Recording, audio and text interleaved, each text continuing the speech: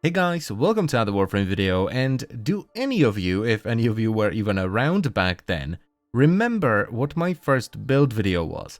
It was released on the 21st of October 2015, so it's been like 2.5 years now. And the only reason I released that video was because people were asking for it. Because I never thought I would be good at making build videos, which is also why I just straight up told people to go watch Headshots content if they want good builds and linked him in the description. It's really funny watching that video now, knowing how uncomfortable I was back then and how I was sure that people were gonna hate it and I would never do it again 2.5 years and over 200 build videos later.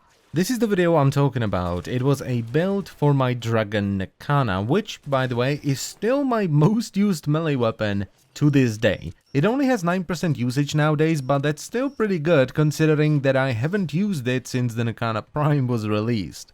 I also think you should still go and check out Headshot because I absolutely love his content, so I'll put a link to his channel in the description. Now, why am I telling you all of this? Well, because today we are recreating my dragon Nikana build on a Nikana Zoo. The Nikana is using the Sephan Strike, Corb Grip and the Vargi 2 Ruhang Link to get as much damage and crit chance as possible. I added a V polarity in the gilding process, which is pretty standard for a melee weapon. A lot of the good melee weapon mods that are very expensive have a V polarity, and added how to call the Bewitched Alonne sword, which is a weapon from Dark Souls 2. The build requires 2 more forma on top of the V polarity that we've added via gilding, which is a V and a dash.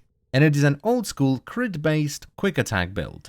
Now the stance here has to be Tranquil Cleave because not only is it the stance that I used in the original video, but also because the quick attack does a draw cut from the scabbard, which is very iconic for katanas and looks super cool. I know it's not perfect because you would generally not slash vertically, you would slash more horizontally, but it's close enough. And everything else is just here to power up the quick attack, so we have Primed Pressure Point for damage, Primed Fury because if you don't have any attack speed, the animation on the quick attack is going to be too long and it's going to be really annoying, True Steel for crit chance, Organ Chatter for crit damage, then Spalt Strike for even more damage at the cost of a little bit of attack speed, and then we have Molten Impact for heat damage, and Primed Fever Strike with Shocking Touch for corrosive damage. Now I know this build doesn't make an awful lot of sense nowadays because we have things such as Blood Rush and Body Count, which are a far better option for a weapon like this. It made a lot more sense back then because this is how we would generally build crit weapons because we didn't have Blood Rush and Body Count. But this setup was not meant to be used in full-on melee combat. It was designed for one thing: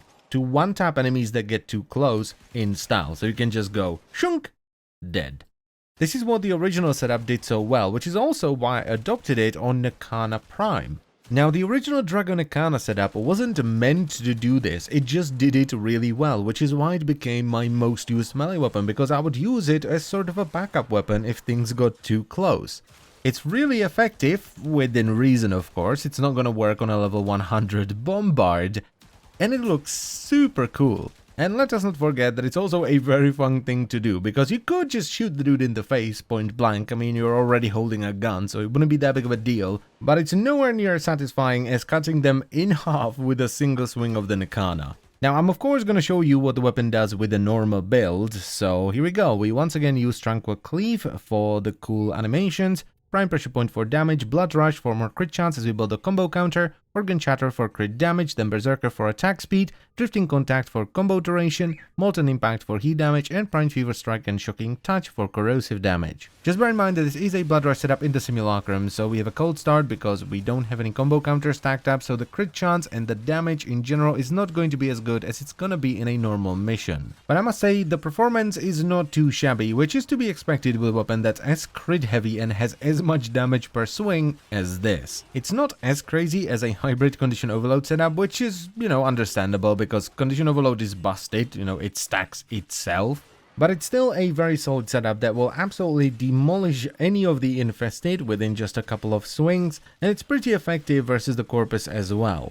Though just like with many other melee weapons, I wouldn't really recommend them versus the Corpus because if you don't have a ranged ability, you're gonna go mad from trying to hit the Ospreys. And that's pretty much it, just a fun little Nikana Zoo setup with a bit of nostalgia on the side. So I thank you very much for watching. As always guys, I hope you've enjoyed the video, and I will see you next time. Bye bye.